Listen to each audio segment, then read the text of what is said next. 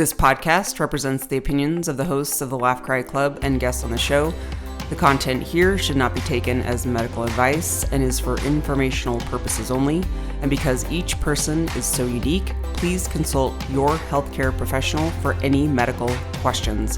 While we make every effort to ensure that the information we share is accurate, we welcome any comments, suggestions, or correction of errors.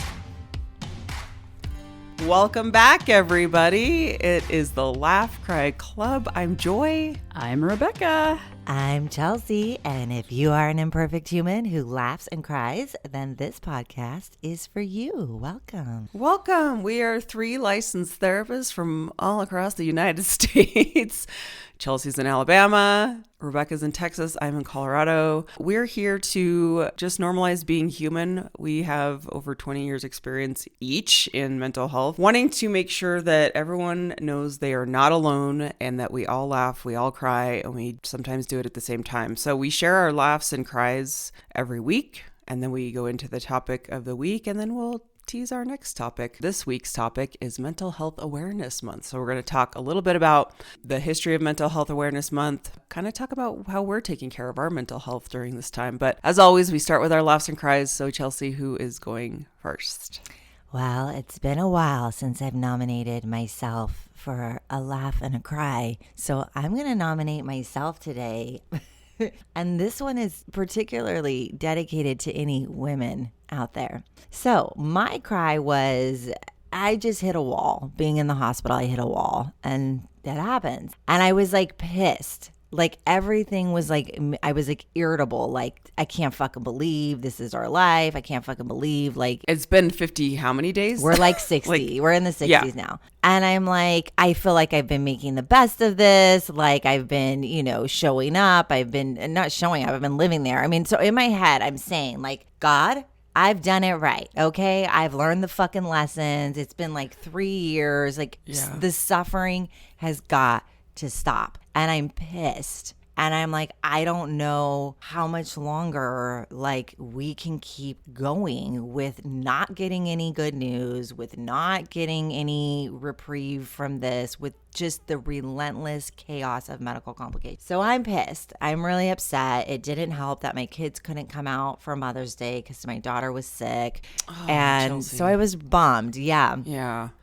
And so anyways, I hit a wall and I'm like, do all the things. And we'll talk about that today. Do all the things, meditate more, pray more, just tell God, like my belief with God is like, I don't have to fake it. I can be like, I'm fucking pissed. Like, you know me, you made me, like, I'm telling you, this is where I'm at. So I don't believe in any of the lying or trying to plead. I don't do that. I just am like, this is where I'm at. I need you. Please come. Okay. And so my cry is when it started getting like, I really can't do this. And then I started my period. And I was like, this is the 3rd time I've had my period in this fucking hospital. And that was my cry. It was like, oh my God, we've been here for so long. I am actually menstruating for the 3rd round. You're like, there's this timekeeping, the 3rd cycle. Oh my God. This hospital. Yeah. And I'm like, adding insult to injury. Which is like actually hilarious and horrible. Just, It's the ultimate, you have to laugh and cry about it. Yes. Oh my God. That is the absolute worst. I mean, 'cause it's not fun for us. No. And it's uncomfortable. That's the understatement of and it's not fun. The cramping, I don't know if you're a big cramper, but I'm it just depends, and then you're already in a place that's, you're spending time trying to make Steve comfortable and trying to do your best to keep your body comfortable. And then it's like, that's like the worst place to be on your cycle. Like, 'cause you can't have all the things you need to get through. Yeah, and what I mostly need on my cycle is I need sleep and a hot bath. And I'm like, and that's not happening. With some Epsom salt. And I'm like, none of this is happening in the recliner chair, which I'm sweating to death because I'm perimenopause. I'm sweating and I forgot my hormone patch. So I'm like sweating profusely. Oh my God. Waking up drenched in sweat. I'm like, we can't get in a worse version. Steve's got 4,000 fucking tubes. Like, I mean, we're just like, I'm looking at it at the state of us And I'm like, I feel like it's the laugh cry. Like, I feel like I'm 400 years old. My husband's aged so much. He's declined so much. And now Mother Nature's like, here you go, woman. I'm going to make Just you a reminder. bleed out. Yeah. It's like, what the fuck? Just a reminder that this just keeps on happening. Yeah, This yeah, doesn't it stop doesn't no matter matter. what you're going through. Yeah, it doesn't matter that you're in crisis and that everything's really hard. I'm going to throw in, and I have like, my periods are still like a lot. Like, Yeah. I still get all the symptoms. I still get like, that has not ever changed for me. Like, it's still like yeah. Anyway, so that is my laugh cry for all of you women out there that have been in crisis, and then you get to get your period on top of it, and it just sucks. So You're already stressed out in every sense of the word. Yeah. And then on top of that. yeah, and then you know what I think? Why aren't tampons free? Why aren't maxi pads free? Yeah. Like, Yeah, don't even Why get me not? started on that. I know. Yeah, women's healthcare. Like, don't oh even my get me god! started Then on I start getting pissed about that because I'm like, yeah. why don't we just have like I'm in a hospital? Why is there not just like a totally. tampon station where I can Totally. go? Why do I have to DoorDash tampons? Yeah, I mean, my gym has tampons. Like Yeah. the gym I would go to had tampons and like for free. I thought you were going to stay at the gym in your basement. That's so nice of you, Joy. Oh my god, So nice to Joy me. taking care of herself. She has like I have like a maybe- little self-care station So of my own cute. making. Oh, That's Chelsea, that just fucking blows.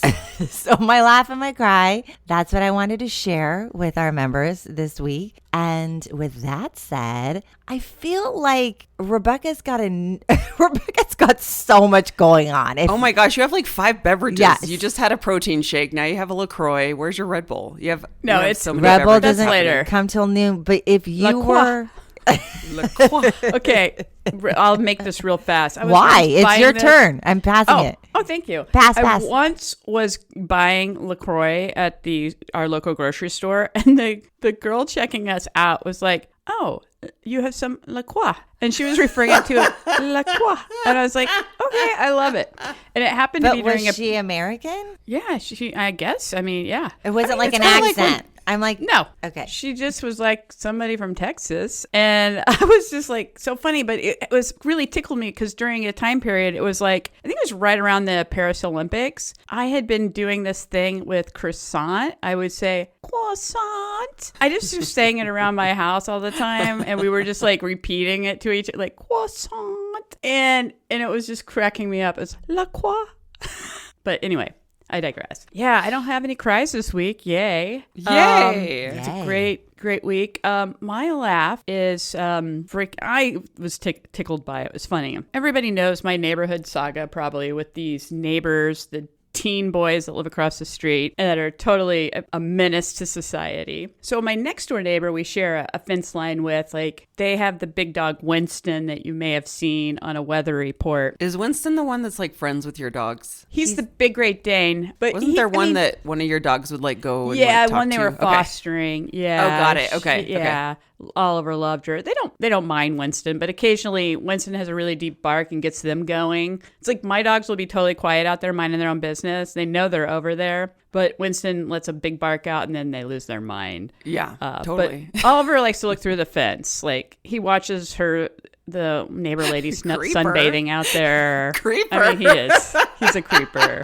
I'm like, Oliver, give her some space. She's sunbathed. Gee. So anyway, we've discussed this neighborhood issue because they have all these cars on the street and they're yeah. always parking in people's houses. Like, we know it's a public street, right? You can park there. But we do have an HOA and they have like 6 to 7 cars at a time on the street. It's super annoying. And How many people live there? that's a great question, but Where are these cars coming from? Or are they just like having I constant think they're visitors? buying multiple cars, but I don't know. The HOA has a bylaw that you're only supposed to have 3 per household on the street, but our HOA doesn't do anything. So anyway, so they've been pissed about them parking in front of their house. Luckily, they've stopped parking in front of mine. So the other day we were walking our dogs and my neighbor had taken her car and parked in front of her house. There's this blue Mustang that one of these kids has that has been parked in front of her house for a while. They backed her car all the way up where it was almost kissing the Mustang. I swear, if you had an ink pen, I think that's how the car to the bumper. It was like bumper to bumper. Oh, it was so touching. close. And I walked by and I'm like, oh my God, this is hilarious. This totally makes my day because I know what they were doing because we've already had the conversation. I had went out later that day to get the mail. All the fucking boys from the school show up, obviously, because they're coming home from school. And I'm getting my mail and it's right there by my mailbox. And they're just staring and they're talking amongst themselves about how close this car is. And I'm like, and they were talking and I'm like, yeah, I said it's a little close, huh? They're like, yeah, oh my God. And I was like, yeah, I'm pretty sure they're tired of you parking in front of their house. And this little punk, he's the middle schooler, the one that I cannot stand, I had the most problems with. He's the knife kid. And I love how you're like, he's the one I've had the most problems Yeah, so the history is a kid threw a knife. This is in Rebecca's yard. So this is the knife kid. Okay. Yes. And they're always, the middle schoolers are out playing late and it's a nightmare. Anyway, he says, well, it's a public street. And I'm like, you are correct. It is a public street. I said, however, the HOA says you can only have 3 cars on the street per household. And the one that I think is probably recently graduated, that it's his car, he was being nice and respectful. And he's like, oh, okay. And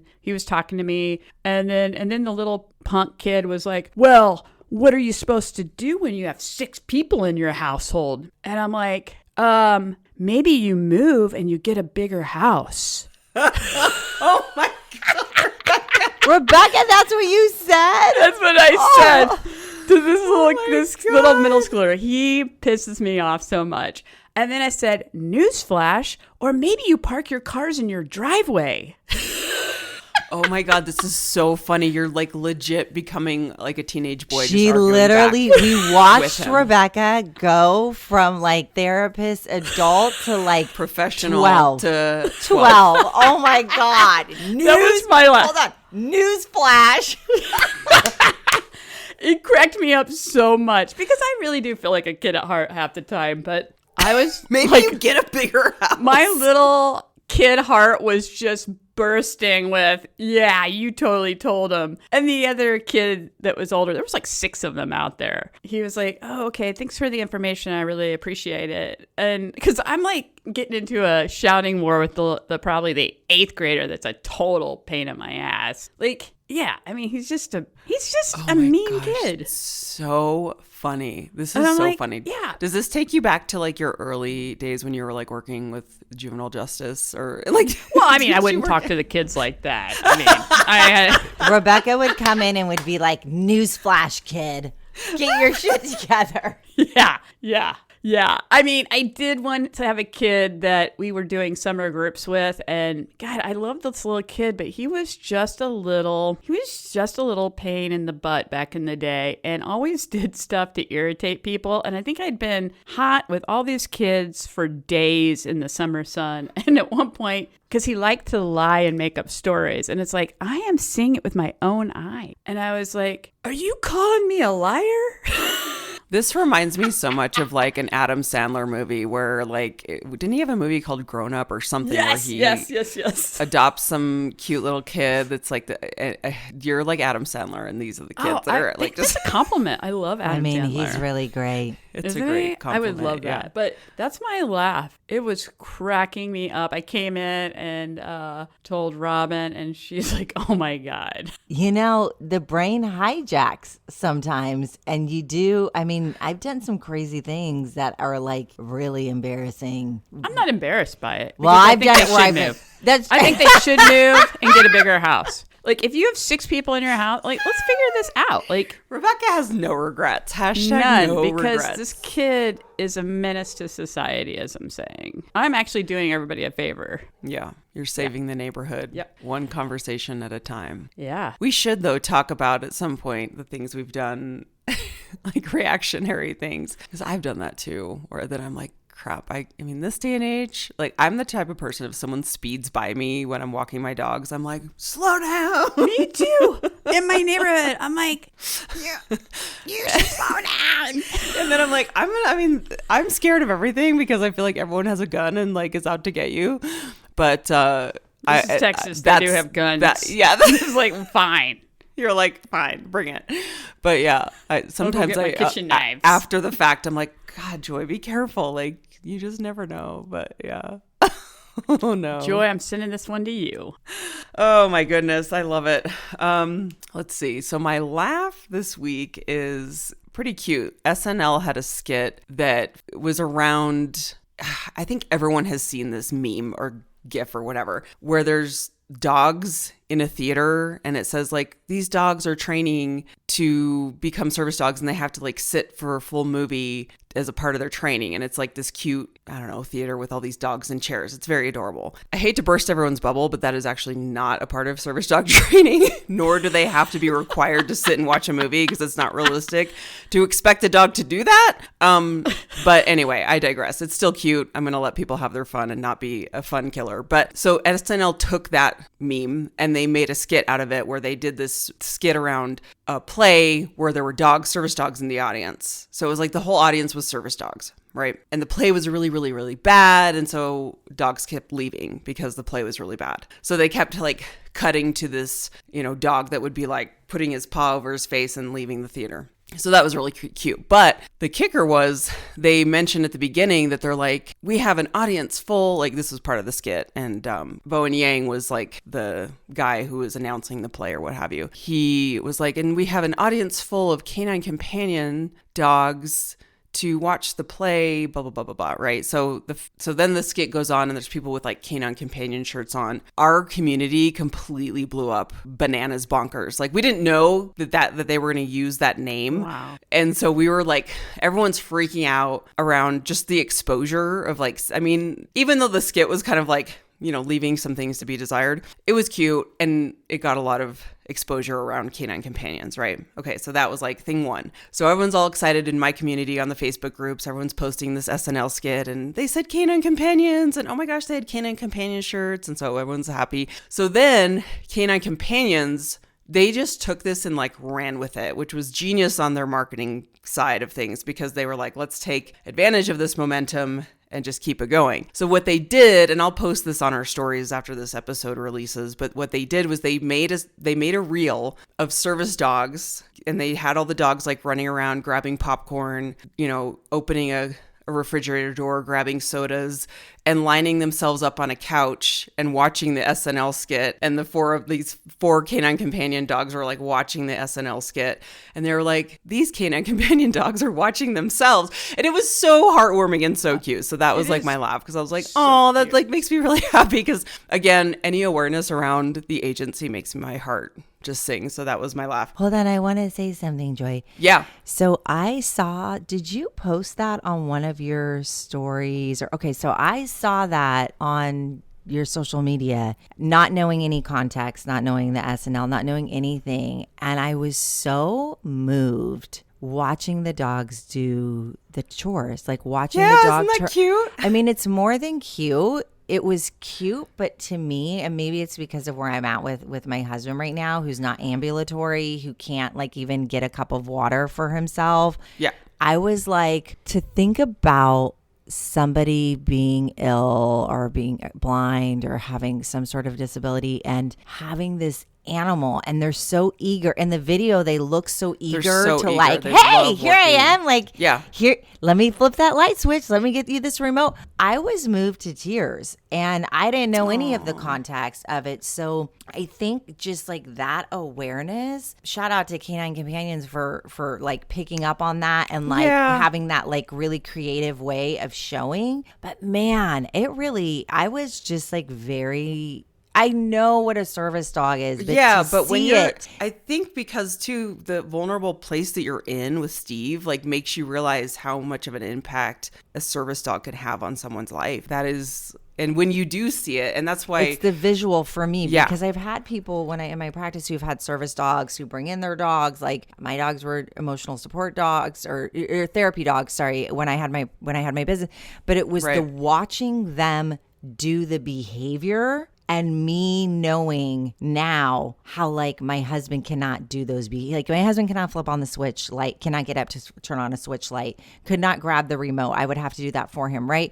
Right. To see it was like all the things that you able bodies never even think about. Yes. God, it was Yeah. really, Yeah, that visual was amazing. Oh, that's so cool. That's so cool to hear. And yeah, they are amazing. They're incredible, incredible beings. It's almost like, humans could never really understand how much an animal can make an impact in their lives until you kind of actually see what goes on behind the scenes. And that, I think there's so many reasons why I love being a part of it, but that's a huge, huge part of it is when you see these graduations. Every graduation, I completely bawl my eyes out because they air them you can view them on like YouTube. Anyway, so that was just really fun for our community. But my cry was seeing, and I know Chelsea, you've had like so many cries around this, but I loved the video of Steve getting outside. And I would love to like hear just a little bit of update and how he's doing. I loved seeing him being outside.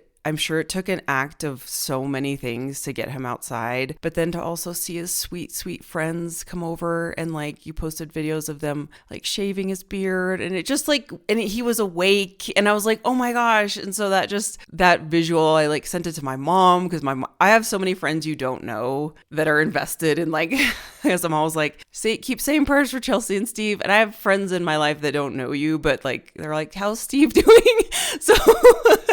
So that just warmed my heart so much because I know how much you've been through. And it just looked like such a win that you needed. And for him to just be outside is like something as simple as that being like so huge. It was, thank you, Joy. It was humongous. And thank you for all the support. I mean, I feel it's the only reason why I'm okay. That's the truth. People are like, oh, you're so amazing. And it's like, I mean, that's not true. It's that I have an army showing up in ways I never imagined. It really does take a village to keep somebody going. Yeah, it's having like massive cheerleaders when I'm like, fuck, I'm starting my period and having a girlfriend exactly being like, where you're like, I this can't do it anymore. Sucks. Yeah. I can't believe that happened. And we're like, damn it. Like, it's those moments all the way to the moments of that wheelchair. So kind of the short behind the long is he needs to walk. The complications that are happening, we can't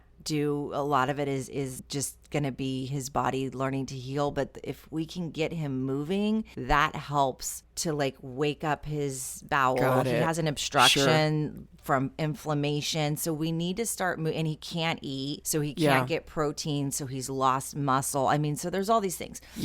So this is where I tell him, if you want to get home, you've got to move. You've got to move. And it makes me sick to my stomach to ask him to move given his physical state. But he's determined. And so, yes, I'm going to be your coach. And this is what I'm going to do. So I have bands from physical therapy. I have putty because his fine motor skills, like I have him doing breathing thing. Like I'm in it. I'm physical therapy. So I was like, we're going to get air today. That's it. We're getting it. And I had a really amazing nurse. And I'm like, I want to make this happen. So it took a few people. They had to test oxygen. They put leg compressions that he wears so they use leg compression, hold up the oxygen tank so that we could actually get the tank with us. They hooked up his wound vac, like his cart, that wheelchair was full of stuff. And they made it happen. I was like, we have to do something. It was in this despair where I was like, we need a win. Like we're so deep into this. Like his spirit is so low. Like we have to have a win. And we did it. It was to watch him. I took him outside and he closed his eyes, felt a breath. And it was like to witness how big that was for us. Yeah, that really kept me going. Like to have that win really kept me. It's like that gave me more days of being okay. And then his buddies, was like, if anybody wants to come up, like that would be amazing. He had a couple of his buddies from Long Beach actually now live in Alabama, and they're like, what do you need? And I'm like, we need I needed man help, like Yeah. clippers. Like he's a disaster. He spits. He can't hold any down. If he takes one sip, he Right. spits it up. So he had this okay. huge beard. Yeah. And he's spitting up into this barf bag, vomit bag, whatever they give you there, because he doesn't want the tube in his throat. So that's if you don't have the tube in the throat, then you're going to spit it up. And he's like, I'd Right. rather spit it up. So I'm just like cleaning his beard constantly. Constantly. Yeah. And I kiss his mouth 100 times a day, but I can't. I mean, listen, I'll rally and kiss through the like mucus, Yeah. whatever. Right. Like I'll Right. do that because I love him. But I'm like, this is out of control. Like we've got it. We've got to do something. So his We got buddy, to tame it a little bit. yeah. So I needed to be able to clean it Yeah. properly.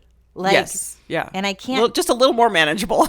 Yeah, so his buddies came in and they forgot clippers. They had to stop at Walmart. They bought clippers. They came in and they cleaned him up, and it was like so lovely, which was another massive win. And Yeah. the update is he is pretty stable. The blood infection's gone. The bile infection is gone. They're going to actually be, It is. they're going to be Oh my taking him off of gosh. antibiotics probably over the next couple of days. Oh my God. He is able to move his body over to the side of the bed by himself. He can roll by himself, which wasn't happening before. And he is now able to take me step walker, which is huge. Huge. And I had to deal with the lemon car.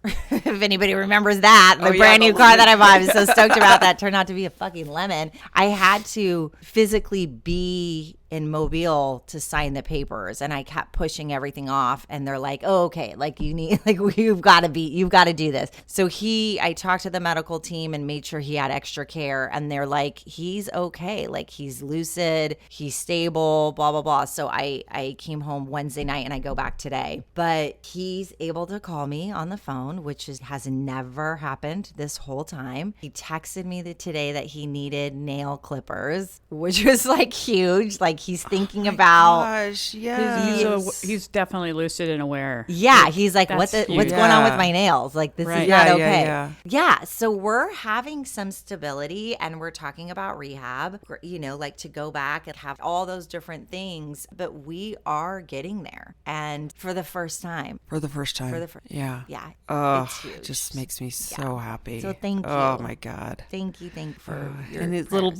buddies were. I just wanted to give them hugs. I was like, "Are they from the music industry too?" No. Oh, okay, because they look like cute little like roadies? tattooed Totally. roadies. So no, one of them was a chef on yachts, boats, all of that. Cappy's a chef. amazing. Yeah, and now he has His name's Cappy. Well, it's Michael Caputi, Oh, okay. Italian, but we call him Cappy. That's such a cute nickname. Yeah. They both had interesting jobs, interesting backgrounds, and then relocated to this little like lake town. And he has like a restaurant, well-known chef. They now have all this live music because it's by Tennessee. So now Tennessee musicians are coming over and playing in this little thing. So, anyways, when life settles down, I'm like, we've got to get out there because they've been to our side. We haven't been to their side, been in Cancer World. So yeah, super, super cool that they were able to come. But yeah, Steve's got really interesting. He's got friends from all different, but I would say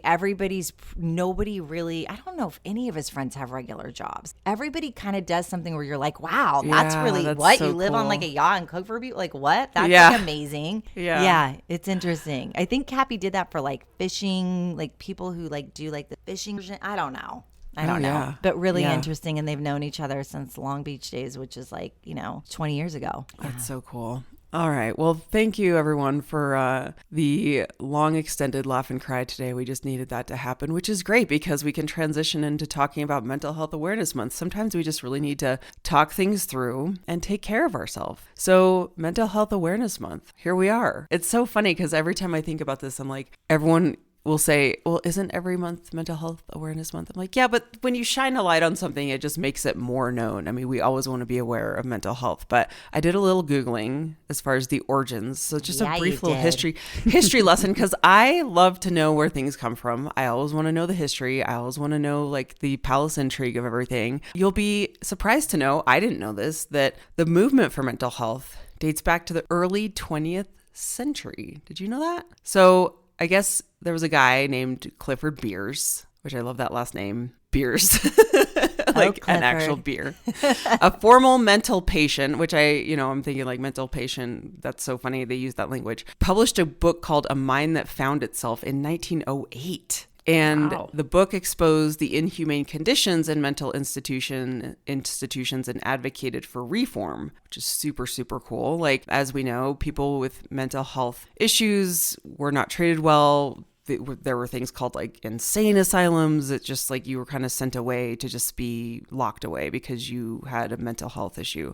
In 1909, Beers founded the National Committee for Mental Hygiene, which later became the National Association for Mental Health. And then in 1949, the National Association for Mental Health launched Mental Health Week, which eventually evolved into Mental Health Month. Wow. The month of May was chosen to coincide with the anniversary of the National Mental Health Act, signed into law in 1946. So that's cool. That is cool. I kind of want to Yeah. read this book. Yeah, I do too. It's A Mind That Found Itself in 1908. And what a great title, The Great Mind. title. I mean, okay, this is going to be so terrible, but I'm like, that's The Mind That Found Itself. That's like a private practice name. Like, that's like that's Yeah. profound. That is literally what we do Yeah. in therapy. A mind that found itself. Oh my God, Yeah. I can't digest this. Yeah. I've got goosebumps right now. Yeah. about this Maybe title. we can like do a little book club and read it together. I think we need to read Yeah. it. Just the Yeah. title alone is amazing. Yeah. Joy, that's great fun facts. Yeah, fun fact. So thank you, Clifford Beers. I'm gonna have to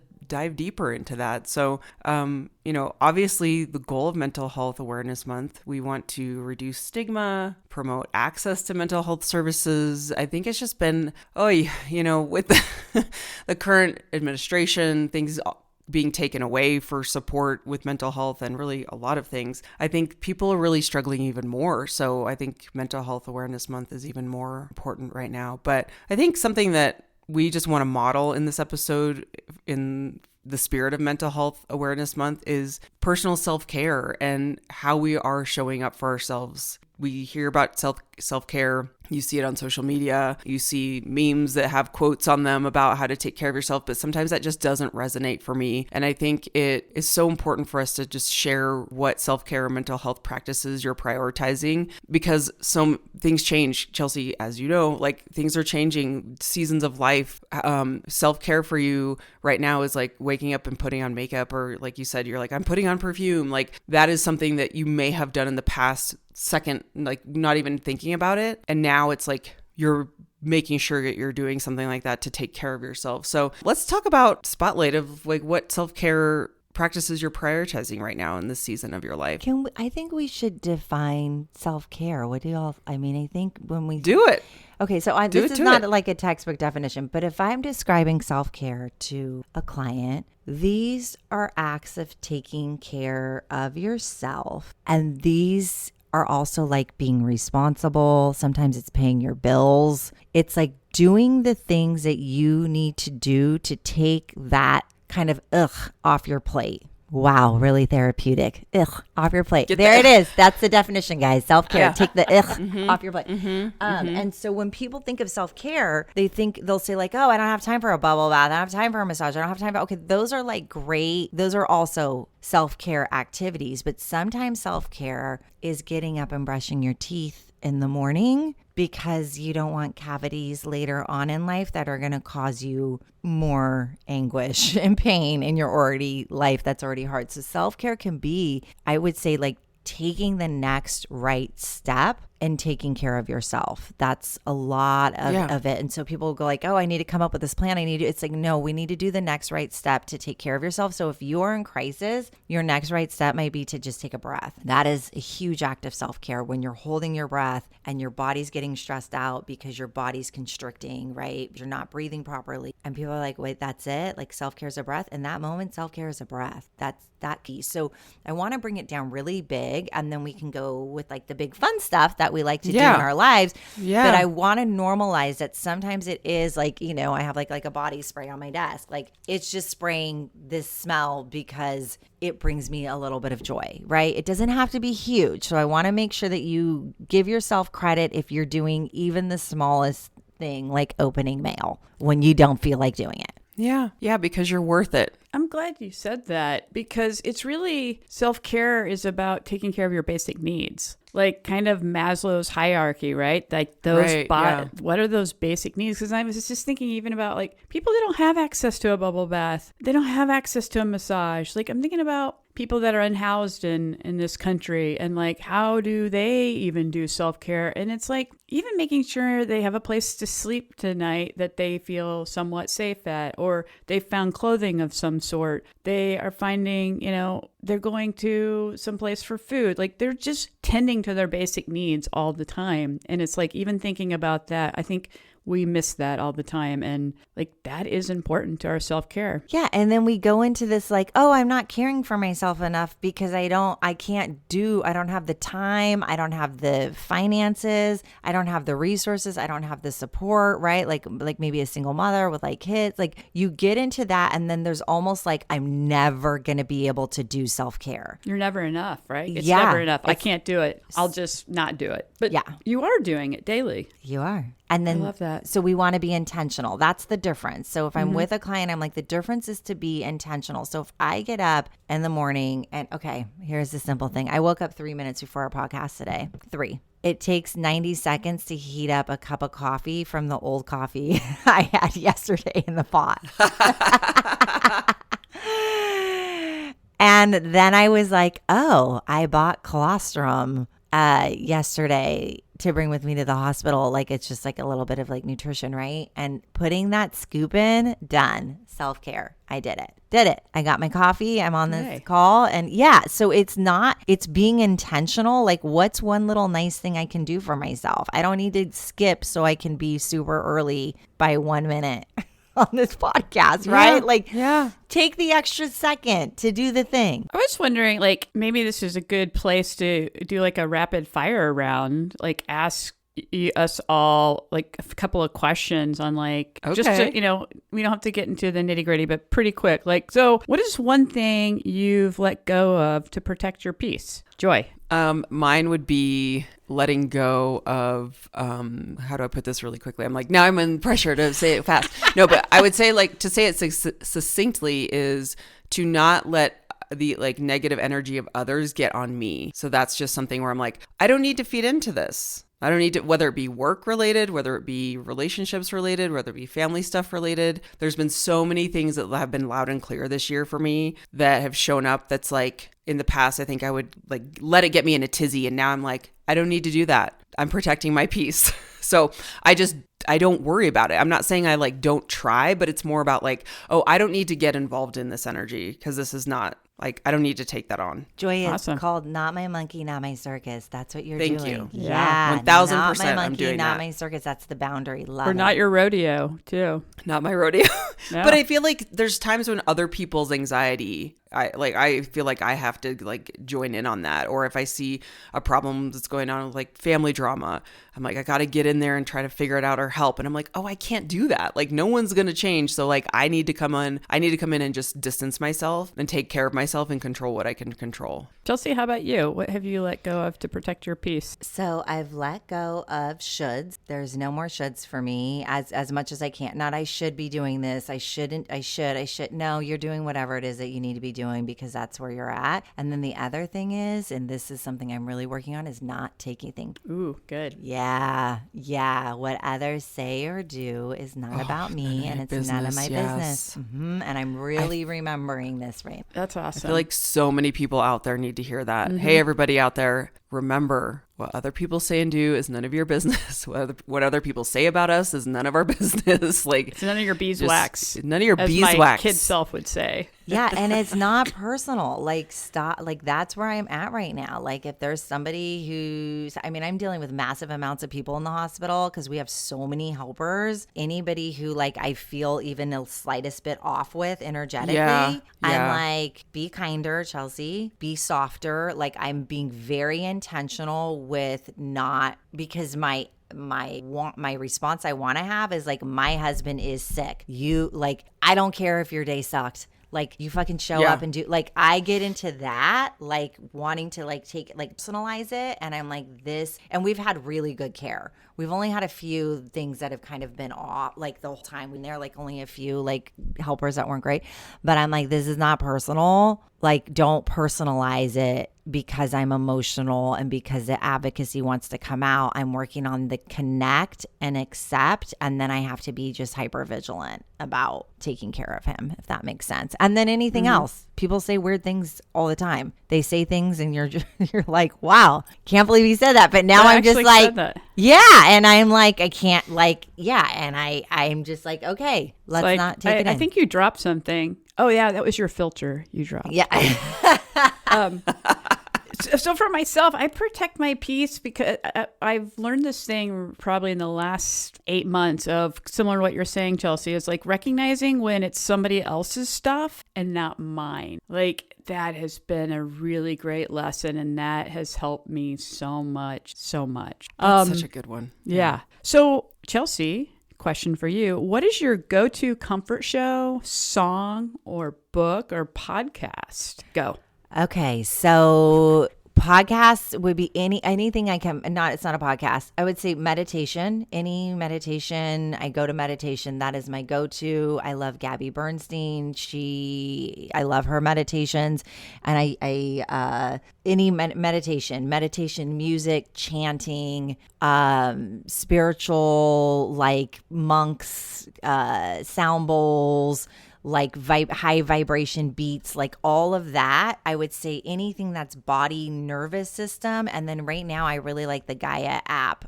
One of Steve's friends gifted me access to her app, and they have yoga, they have meditation, they have different talks. And so my go-to when I am really unhinged is to calm. And I would say it's audio, it's listening. That would be my go-to. How about you, Joy? Well, any reality show is my comfort show because I just want to turn off my brain. Right now, I've completely binged the second season of Secret Lives of Mormon Wives, which is so There's good. a second season. The second season. So anything that like shuts my brain off, which is reality TV, because it's very low stakes. You don't really have to pay attention. Any Taylor Swift song, whenever I'm like in the car and I just need an uplifting something, I listen to my Taylor Swift albums. And then I have like 3 biographies that I will re-listen to on occasion because I love biographies. There's 3 that if I'm like, I just need a comfort book, I will go back and re-listen to these biographies because they're my favorite. Awesome. I'm gonna we need to know these titles at a time. Yeah. For myself, there is a song I always go to, and it's by a artist named, I think it's Matthew Wilder. He's kind of a one-hit wonder, and it's the song "Break My Stride." Like nothing's gonna break in my stride. Oh, I love that. Yeah, it's like an 80s song. Yeah. Down. Oh no! Oh no! You got to keep on moving. I love that song. That's my go-to song. And then the other thing I do is I love to get lost in Instagram, and I get my algorithm. I love it because it gives me all the things. Best one. And I could just be here and laughing out loud, seriously. Like, I just love it because it makes me laugh constantly. And people probably will know when I'm in a loop because I kind of like to do this thing where I'm going to get in the bathtub and I'm just going to get in my Instagram algorithm. And if all of a sudden the people that are connected to me on Instagram are getting blown up by all these little things I'm sending them, oh my it's gosh, probably so because I'm that's in why? the bathtub and I'm Okay. finding all these funny things. Good to know because I do get blasted. Joy's like, from why is you. there 6 things in my inbox? I have like 3 to 4 friends that do that, and I know they're probably in the set. Like you and I have 3 other friends that do that, and I'll get just like a 6 or 7. They're specially curated for you because I really Exactly. there's so many. I probably had watched And they're 40 so of them, but funny. I only am sending you 6. So be thankful. Yes, you weeded out the bad ones, and you're sending But me all I the used best. to send a bunch to Chelsea, but I don't know that she ever looks at her Instagram, Oh and my so I'd never God. get any. And there was nothing. It was radio silence. So Chelsea, I don't send them to you anymore You know because I what? found Joy actually responds. Yeah. So I should give a PSA announcement to anybody who sends me anything on social media. Social media to me is kind of like TV. I'm not real good at it and I don't spend a Yeah. lot of time on it. Yeah. So yeah. I have so many messages that I need to check because I don't really check them very much. It's fine. It's fine. You know what, guy? You don't have to feel bad about that. I do because somebody you have your thought Gaia app. boundary. But somebody thought of something nice and they sent it to me, and That's okay. I'm just not. I don't use it a ton. Hey, I it's send them to kind make of, people laugh because I'm like, I this is know. so good. You will laugh your ass off. Okay, when so you you know what I'm gonna do later for self You gotta care. go back and look at that. I'm gonna get in the bath and I'm gonna pretend like I'm Rebecca, and I'm gonna go through and read everyone's messages. I'm gonna go through. I'm gonna spend. It'll probably should take do me that. like an hour because it's good. with your because Epsom salt. yeah, because I haven't gone on. I haven't read a lot of stuff in a really long time, so I'm gonna go back, and I know I've got like massive amounts of unread things. I'm gonna go back and I'm gonna watch whatever anybody sent me, Okay. and I'll follow up. So one last question, rapid fire question for you all. What is one thing you want to leave our listeners with today as far as mental health awareness month or self-care? Mine will be when it becomes chaotic in your life, try to keep a routine. Whatever that routine is, like whether like mine is showering at night in the hospital and then I put the yoga mat on the ground, and sometimes that yoga mat, all I do is sit there for 1 minute because my life is too much in crisis, but I try to keep similar. I meditate every day. Like I tried it, like even if I can't close my eyes and meditate, I can put in one earbud and at least hear that. And so even in crisis, I try to keep some sense of normalcy. Like I will have a coffee and I have collagen in the hospital. Like just try to do things that keep your routine, because routine organizes your brain. And if your brain is organized, even if you're in utter chaos, that helps. That really, really, really helps. So I would say keep routine and like just remind yourself you're doing the best that you can. Perfect, we're done. Like that's never been a thing. It never is going to be a thing, but just like keep reminding yourself. Oh, and when all else fails, here's my favorite thing. Be of service to somebody else. Like Mother's Day, I bought all the nurses donuts. Like yeah. Amen. Yeah. Like I was It takes you out of your head. It gives you like such good feelings to make people smile. Absolutely. It was like, I can't be with my kids today, so I can be of service and I'm still a mother. I'll be a mother to somebody else. I'll do things. And like I made the nurses, now I have like a candy basket I'm bringing. I've given them flowers. My brother-in-law came up and got gift cards. And so I've given everybody gift cards. The cleaner who comes in my room, like sometimes I always give her a hug in the morning and like spend a minute with her. Like when you're in it, get outside of yourself and go back to your truth. And the truth is we're meant to connect, not to shut down. And if you can't do it for yourself, do it for somebody else. Just do it for somebody else, because then you get to feel like, wow, like that was so nice. So being of service, I do that a lot. I'm like, what can I do for somebody else? I can order somebody this. I can send someone a gift. I can send someone a message, right? Go be of service. Joy, how about you? Oh my gosh, I don't know what else I could add to that. I think something that always kind of gets me out of my funk if I'm feeling bad is to just get outside and move. I'm such a mover. Yes, so I think like moving. getting outside, I don't care if you're in a city, if you're in the sticks, wherever you are, is just to get outside, because movement just kind of like helps things process. The walking is kind of like this EMDR effect of the right and the left of processing things, and listening to some good music or calling a friend. Research has shown that going on a walk and talking to a friend reduces depression symptoms. Like that is just super simple that everyone can do. So that's what I would say is call a friend. Or if you just want to go on a single quiet walk, that's great too. But get outside. It doesn't have to be complicated. Those are great. I'm going to say be kind to yourself. As simple as that. Just be kind to you. And you are enough. That seems to be a theme lately with some people that I'm working with. Like, you are enough. Like, you deserve to be seen, and you deserve to be heard. And yeah, you're a special human being. So make sure that you're being kind to yourself too. And my favorite is make sure you laugh, because it can turn things around super quickly for yourself. So find something to laugh about. And if you're like, I don't have anything to laugh about, maybe you put this podcast on, because honestly, I think we can be pretty funny sometimes. So,